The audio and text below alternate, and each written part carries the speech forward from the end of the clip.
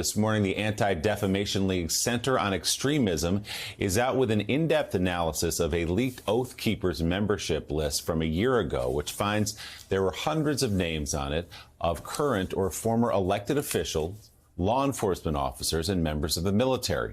The Oath Keepers are a far-right militia group, multiple members of which stormed the United States Capitol during the insurrection and that attack on January 6th. For more on this new report, CEO and National Director of the Anti-Defamation League, Jonathan Greenblatt, joins us now.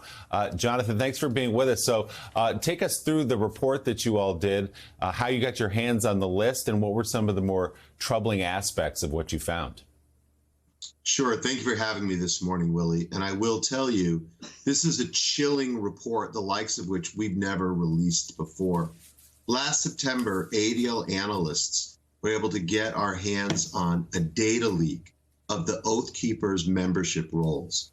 There were 38,000 names that were essentially pulled from their records and put out in the open.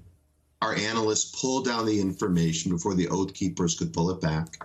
We used open source techniques, including public records, social media, and other methods to review every single name that we found. And I must say, we thought the Oath Keepers were a threat when they rampaged through the Capitol on January the 6th, but we had no idea just how deep the threat truly is. We found hundreds of active law enforcement members who are part of the Oath Keepers, 10 chiefs of police, 11 sheriffs, dozens and dozens of active members of the U.S. military, some 80 individuals who were running for public office, almost 24 of whom made it through the primaries and will be up this fall.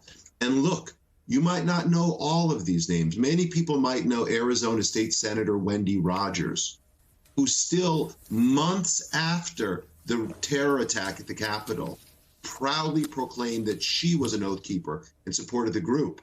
But I'm talking about a county commissioner in Nevada, a town justice in New York, a firearms instructor in Pittsburgh, a pastor in North Carolina, and it goes on and on and on. These are individuals with access and influence.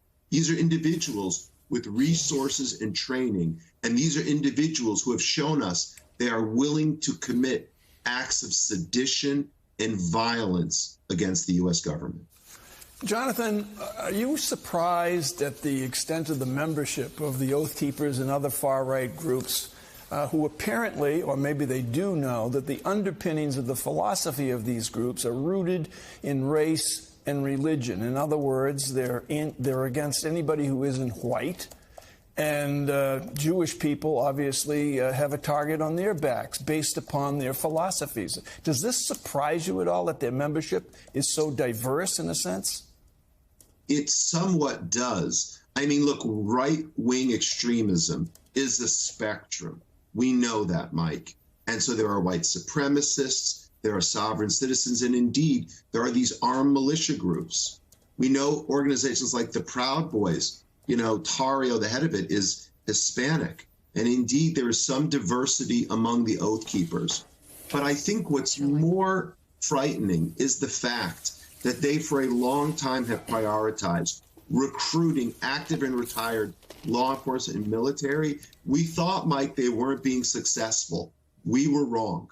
We have a problem with an enemy inside our own ranks who has committed, as the Oath Keepers do, to uphold a higher oath, not to have fidelity to our commander-in-chief or necessarily to the jurisdictions where they work, but to their notion of the Constitution and a holy obligation that, again, puts minorities, puts Democrats, and puts ordinary citizens in their crosshairs. CEO of the Anti-Defamation League, Jonathan Greenblatt, thank you very much for coming on this morning.